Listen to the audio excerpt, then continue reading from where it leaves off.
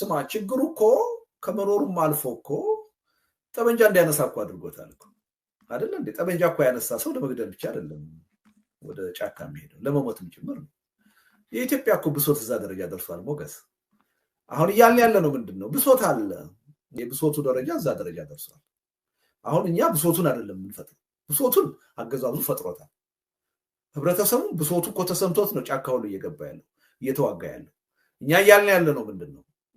ከውጊያው ይልቅ ይሄን ብሶት ይዘህ ሰላማዊ ህዝባዊ እምቢተኝነት ብታካሂድ የበለጠ ጊዜ ትቆጥባለህ፣ የበለጠ ሀብትና ንብረት ትቆጥባለህ፣ የበለጠ የሰው እልቂት ትቆጥባለህ፣ የበለጠ የሚመጣውን ውጤት ዘላቂ ማድረግ ትችላለህ ነው እያልን ያለ ነው። ከጊዜም አንጻር ከመስዋዕትነትም አንጻር ከውጤትም አንጻር ሰላማዊ ህዝባዊ እምቢተኝነቱ የተሻለ ይሆናል ነው እያልን ያለ ነው። ይሄን አዌርነስ ነው ለመፍጠር እየሞከርን ያለ ነው እንጂ ብሶቱን አይደለም የምንፈጥረው። ብሶቱንማ ምስጋና ይግባው የብልጽግና አገዛዝ ራሱ ከበቂ በላይ ፈጥሮታል። እንኳንስ በሰላማዊ ጠበንጃ አንስቶ ሰው ውድና ምትክ የሌለውን ህይወቱን እኮ ለመገበር ጫካ እንዲገባ እኮ አድርጎታል በገፍ። ስለዚህ ብሶቱን አይደለም የምንፈጥረው እኛ በየትኛው መንገድ ብታገል ነው የበለጠ ውጤታማ መሆነው በሚለው ላይ ያስተሳሰብ ለውጥ እንዲመጣ ይሄን ሐሳብ እንዲቀበል ነው የምንፈልገው እና እንዲተገብረው እሱ ላይ ነው ትኩረታችን። እኮ ይሳሳታሉ እንኳን በርካቶች ህዝብ እኮ ይሳሳታል። የኔና አመለካከት ምታቂ ይመስለኛል። በርካቶች ቢሆኑ የሚገርም አይደለም ማለት ነው።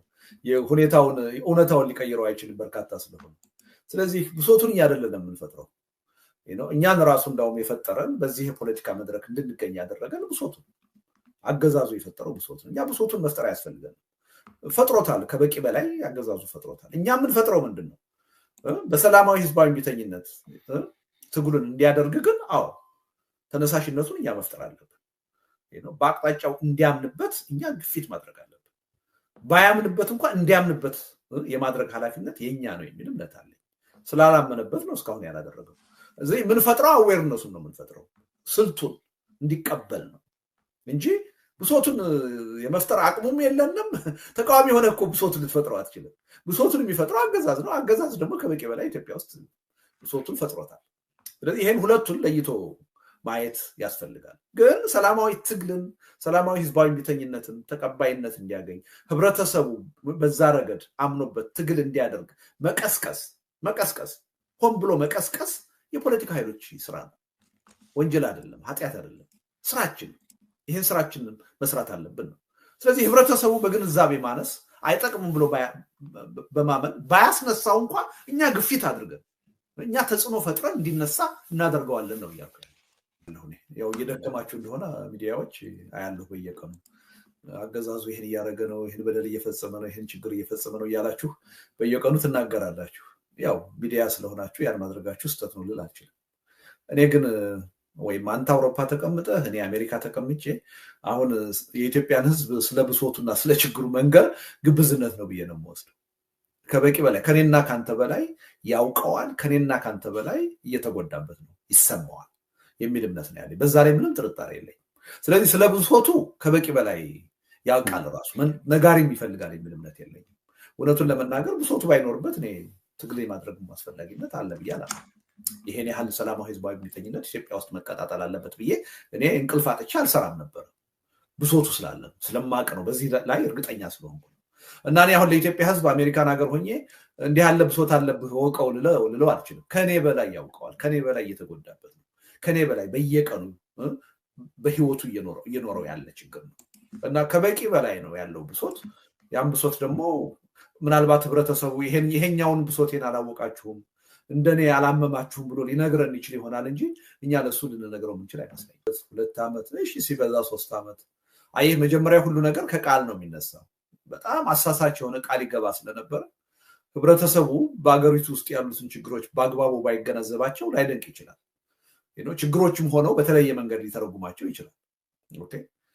አንዳንድ ሰዎች ሞክ የሚያደርጉ ነበሩ።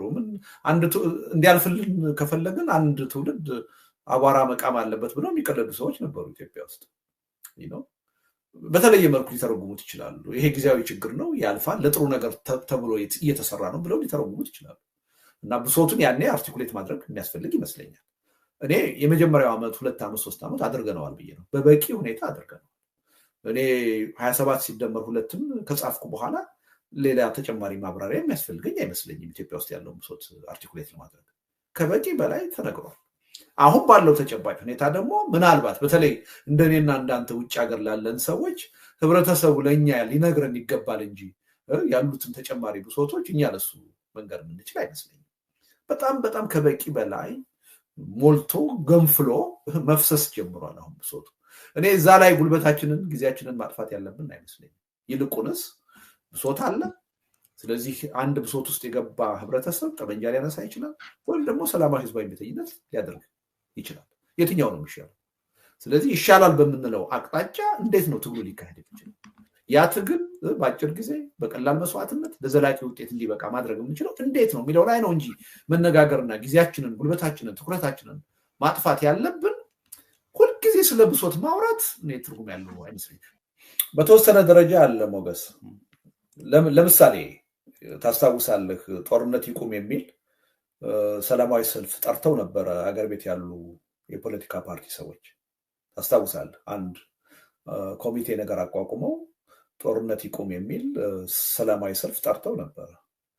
መንግስት አሳደዳቸው፣ ግን መንግስት ብቻ አልነበር።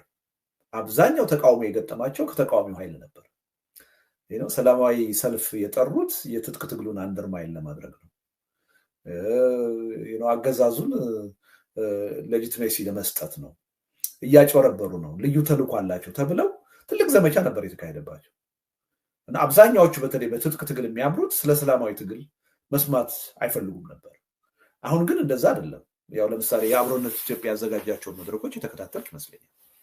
በትጥቅ ትግል እናምናለን የሚሉ ሰዎች ሳይቀሩ አይ ሰላማዊ ትግልም ኢትዮጵያ ውስጥ ያስፈልጋል የሚለውን ነገር እየተቀበሉት መጥተዋል። ይሄ ቀላል አይደለም እና አሁን በሰላማዊ ትግሉ ላይ ህዝባዊ እምቢተኝነት ያስፈልጋል በሚለው ላይ እንኳንስ በሰላማዊ ትግል እምነት ያለንና በጠመንጃ የሚያምኑትም ኃይሎች አሁን በአብዛኛው የመቃወም ሁኔታ አታይም። ያ አስተሳሰብ እየተሸነፈ የመጣ ይመስለኛል እና በተወሰነ ደረጃ ለውጣል። ግን በቂ ነው ወይ ካልከኝ አይደለም። በቂ ቢሆን ኖሮ ምንም ጥርጥር የለውም ይመስለኛል። እኛ ተስፋ ቆርጠናል። በሰላማዊ ትግል ለውጥ አይመጣም ብለን ተስፋ ቆርጠናል። ግን ደግሞ ተስፋ ያልቆረጠ ኃይል ይሄን ስልት ትጠቀማለሁ ሲል ለምንድን ነው የምንቃወመው? ትክክል እኮ አይደለም የሚል አስተሳሰብ ውስጥ የገቡ ይመስለኛል። ይሄ ደግሞ ተገቢ ነው የሚል እምነት አለኝ። ምክንያቱም ሰላማዊ ህዝባዊ እምቢተኝነቱ ቢቀጣጠልና ለውጥ ቢመጣ ከማንም ያላነሰ በትጥቅ ትግል እንቅስቃሴ እያደረጉ ያሉ ኃይሎች ይጠቀማሉ የሚል እምነት አለኝ። ስለዚህ የራሳቸውንም ጥቅም ካልኩሌት ከማድረግ ጦርነቱ ከቀጠለ የህይወት አደጋም ሊመጣብን ይችላል፣ ልናልቅ እንችላለን የሚልም ስጋት ሊኖር ይችላል። ከዚህም ሊታደገን ይችላል ሰላማዊ ትግል። ለምንድን ነው የምንቃወመው የሚል ጥያቄ በውስጣቸው የተፈጠረ ይመስለኛል። ለዚህ ይመስለኛል ለምሳሌ ትዕይንተ ህዝብ ባካሄድንበት ጊዜ የኦላ ተወካይ ሰላማዊ ትግል አስፈላጊ ነው እኛ እንቃወምም ብሎ ነው ሀሳብ የሰጠው። የፋኖ አንዱ መሪ ዘመነ ካሴ አንቃወምም ሰላማዊ ህዝባዊ እምቢተኝነትን እንደውም መካሄድ አለበት ብለን ነው ምናምነው የሚል ሀሳብ ነው የሰጠው። ይሄ ቀላል ነገር አይደለም። ከዛም በኋላ የተለያዩ አሁን የፋኖ አመራሮች በተለያየ አካባቢ ሲናገሩ ስሰማ እንደውም ህብረተሰቡን እኛ በጦርነት እየተዋጋን እናንተ ከተማ ዝም ብላችሁ ተቀምጣችኋል በድሎት የራሳችሁን ተሳትፎ እንቅስቃሴ ማድረግ አለባችሁ የሚል ግፊት ሲያደርጉም እየሰማሁ ነው። እኔ ይሄን እንደ አንድ ያስተሳሰብ እድገት ነው እና ለውጥ አለ የሚል እምነት አለኝ። ግን ይሄ ለውጥ ገና አልጠጠረም። ገና የበለጠ መዳበር እና የበለጠ የብዙ ህብረተሰብ አስተሳሰብ መሆን የሚገባው የትግል እንቅስቃሴ ወቅትም ነበረ። ለምሳሌ እንደ ግንቦት ሰባት አይነቶች እንቅስቃሴዎች ሁለገብ የሚሉ ነበሩ። አሁንም እንደዛ የሚል አመለካከት ያላቸው አሉ። እኔ አላምንበትም። በእኔ በኩል አንደኛ ሁለገብ የሚለው ራሱ ተርሙ ትክክል አይደለም። ሁለገብ ስትል ሽብርተኝነትንም ሊያካትት ይችላል ማለት ነው። በደንብ አንጥረህ አውጥተህ ይሄና ይሄን ልትል ትችላለህ። ለምሳሌ የትጥቅ ትግልም ሰላማዊ ትግልም ውጤት ያመጣል ብለው የሚያምኑ ሰዎች አሉ። ይሄ ሁለገብ ነው የሚል እምነት የለኝም። አትሊስት ኳሊፋይድ አድርገውታል። ትጥቅ ትግልና ሰላማዊ ትግል ብለው በሁለቱም መካሄድ አለበት የሚሉ አሉ። ሁለገብ ስትል ግን ሁሉም ነገር ነው። በዛ ሁሉም ነገር ውስጥ ሽብርተኝነት ሊኖር ይችላል። እኔ በዚህ ምክንያት ሁለገብ የሚለው ነገር በጣም አውዳሚ የሆነ ተገቢ ያልሆነ አመለካከት ነው የሚል እምነት አለ እና እሱ ከፖለቲካ ዲክሽነሪያችን መፋቅ አለበት ብዬ ነው የምወስደው። ሁለገብ አይደለም።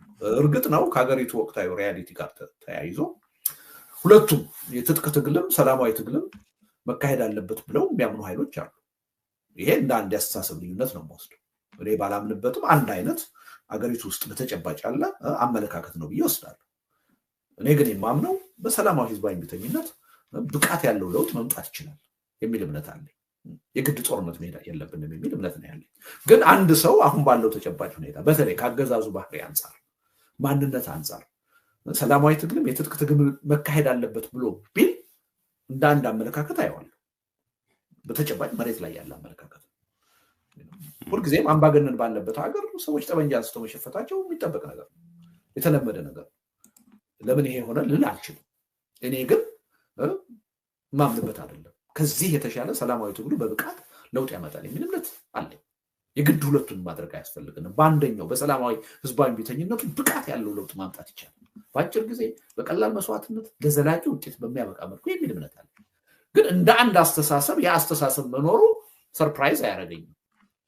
ምክንያቱም ሁልጊዜም አገዛዝ ባለበት ሀገር ሁሉን ነገር በጉልበት እፈታለሁ፣ በጠመንጃ አንበረክካለሁ የሚል ጨቋኝና አምባገነን ጨካኝ ስርዓት ባለበት ሀገር ጠመንጃ የሚያነሱ ዜጎች መኖራቸው የሚጠበቅ ነው፣ የተለመደ ነገር ነው። አዲስ ነገር አይደለም ኢትዮጵያ ውስጥ የተፈጠረው።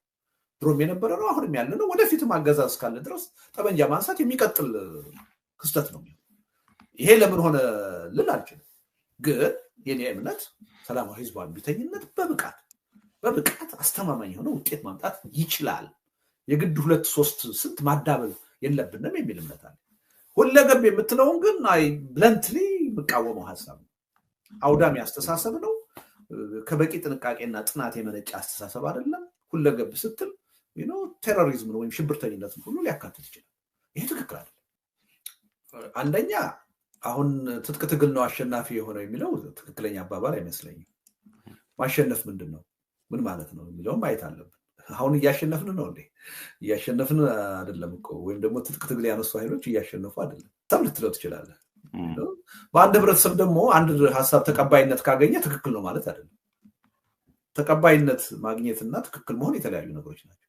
ብዙ ህብረተሰብ ብዙ ህዝብ ተቀብሎት ስህተት የሆነ አውዳሚ የሆነ አስተሳሰብ ሊኖር ይችላል። ስለዚህ በብዙ ህዝብ ተቀባይነት ማግኘት የትክክለኝነት ማረጋገጫ አይደለም።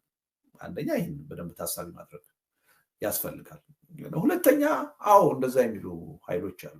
እኔ ለምሳሌ እንደ ምሳሌ ያነሳህ መሳይ ለረጅም ጊዜ ሰላማዊ ህዝባዊ እምቢተኝነት ኢትዮጵያ ውስጥ አያዋጣም እያለ ይከራከረኝ ነው የነበረው አይደለም። አሁን እኔ አስተሳሰብ ለውጥ እንዳለው ነው የተገነዘብኩት። ሰላማዊ ህዝባዊ እምቢተኝነትም ያስፈልጋል ወደሚል አየር መጥቷል የሚል እምነት አለኝ። ግን ይሄ ሁላችንንም ሄደን በትጥቅ ትግል ካልታገላችሁ በስተቀር የሚል ኑና የትጥቅ ትግሉን ምሩት የሚለው ጥያቄ ተገቢ አይመስለኝም። አንደኛ እንደዛ አይነት ነገር ውስጥ ለመግባት መጀመሪያ እምነት ያስፈልጋል አይደል? የምትቀበለው የምታምንበት ነገር ሲሆን ካላመንክበት ጥቅም የለውም። ሁለተኛ ሙያ ልምድ ይጠይቃል። እኔ እምነቱም የለኝም በትጥቅ ትግል ልምዱና ሙያውም የለኝም። እኔን ለምን ትጥቅ ትግል መታህል መራህም ብሎ መጠየቅ ያለ ቦታው የሚቀርብ ጥያቄ ነው፣ ተገቢ ጥያቄ ነው የሚል እምነት የለኝም። እምነቴም አይደለም ሙያዬና ልምዴም አይደለም። እኔ እምነቴ ሰላማዊ ትግል ነው፣ ልምዴም ኦልሞስት ሙያዬ ነው ልል እችላለሁ። 33 ዓመት እድሜ ልኬን ስሰብክ የኖርኩት ሳጠና የኖርኩት ሰላማዊ ትግል። ስለዚህ በዛ ነው ውጤታማ ሆናለሁ ብዬ የማምነው። ግን አንዳንድ ጊዜ ምንድነው ያው የዲሞክራሲ ባህል የሌለን ስለሆነ ከኔ ጋር ካልቆምክ የኔን አስተሳሰብ ካልደገፍክ በስተቀር መፍትሄ ይመጣል ብሎ የማያስበው ብዙ ነው እና ሁሉም መጥቶ እኛ የምንሄድበትን ስልት ካልተከተለ ብለው የሚያምኑ ሰዎች አሉ። ከዛ ውጭ ያለውን ስልት ሁሉ ስህተት አድርገው ጥፋት አድርገው የሚያስቡ ሰዎች አሉ። እንደዚህ አይነት ሰዎች እንዲህ አይነት አመለካከት እንዳላቸው አውቃለሁ፣ ግን ትክክል ነው የሚል እምነት የለኝም። በቀደምም ስናገር ሰምተሃል። የትጥቅ ትግሉ እኮ አሁን የሰው ችግር የለበትም። በሰላማዊ ትግሉ ከተሰለፈ ወይም ከሚያምነው በላይ የትጥቅ ትግል በሰው ኃይል እኮ ተጥለቅልቋል። ብለው እንደ በ10 ሺዎች አይደለም በመቶ ሺዎች ናቸው እኮ ውስጥ ሁሉ ተገብቷል። ይልቁንስ ያለው ችግር ምንድነው? ወጥ የሆነ ድርጅት መፍጠር አልተቻለም። ወጥ የሆነ አመለካከት፣ አስተሳሰብ፣ የፖለቲካ ፕላትፎርም መፍጠር አልተቻለም። የተቀናጀ ትግል ማድረግ አልተቻለም። አገሪቱን ወዴት አቅጣጫ እንደሚወስዷት ያላቸውን አመለካከት ዓላማ በአግባቡ አርቲኩሌት ማድረግ አልቻሉም። በጋራ ጉዳይ ላይ ወዴት ሊወስዱን ይችላሉ የሚለውን ሀሳብ በአግባቡ አርቲኩሌት አላደረጉትም እና የድርጅትና የአስተሳሰብ